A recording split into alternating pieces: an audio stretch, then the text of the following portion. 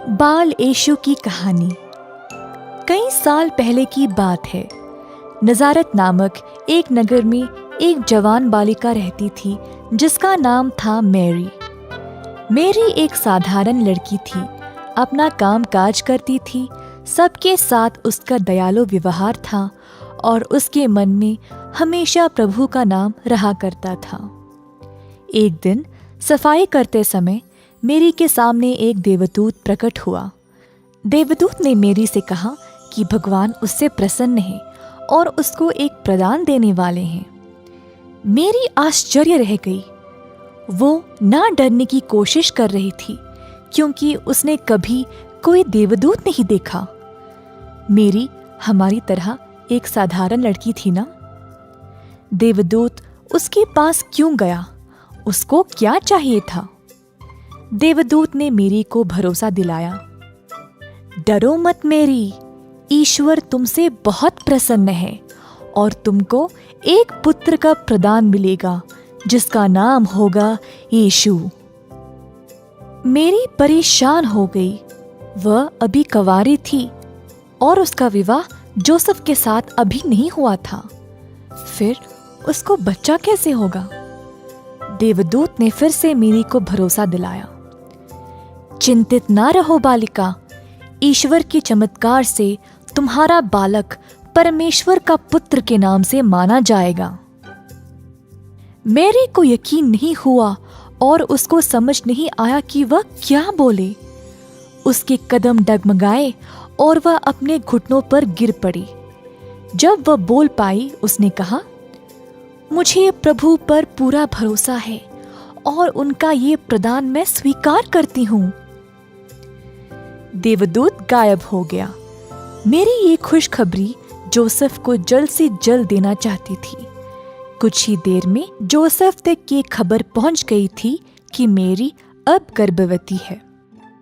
Joseph थोड़ा व्याकुल रह गया, परंतु देवदूत उसके सामने भी प्रकट हुआ और बोला, जोसेफ, मैरी को अपनी धर्म पत्नी के रूप में स्वीकार करने में संदेह नहीं रखना।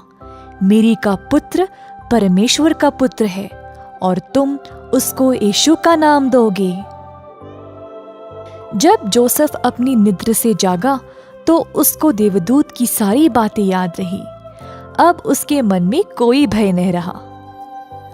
उन दिनों परिवार में जितने भी लोग थे सबका हिसाब रखा जाया करता था।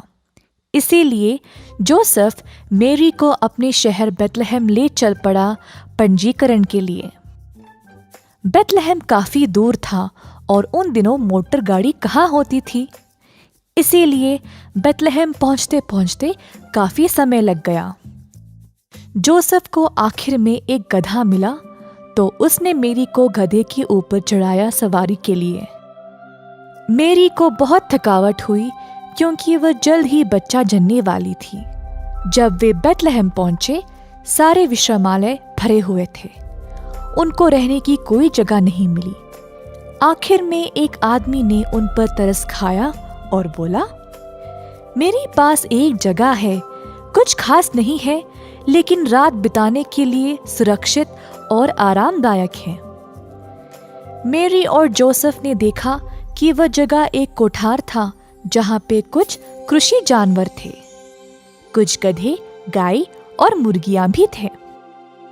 मैरी और जोसेफ शुक्रगुजार थे कि उनको कम से कम रहने की जगह तो मिली।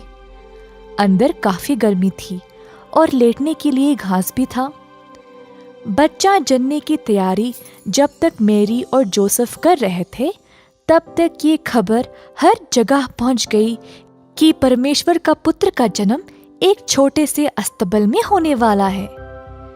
चरवाहों ने खबर सुनी और बच्चे को देखने के लिए अपने भेड़ों के साथ चल आए। राजाओं ने दूर दराज के देशों से यात्री की और बच्चे के लिए इत्र, सोने, चांदी और कंबल के उपहार ले आए। उस रात एक रोमांचक और अद्भुत बात हुई।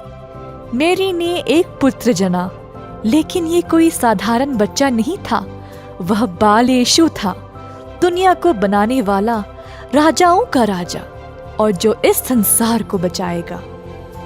बाल यीशु मेरी की बाहों में आराम से सो गया। मेरी ने बच्चे को कपड़े में लपेटा और कुछ साफ भूसे पर रख दिया। राजाओं और चरवाहों नजारा देख ही रहे थे जब मेरी और जोसेफ की भी आंख लग गई।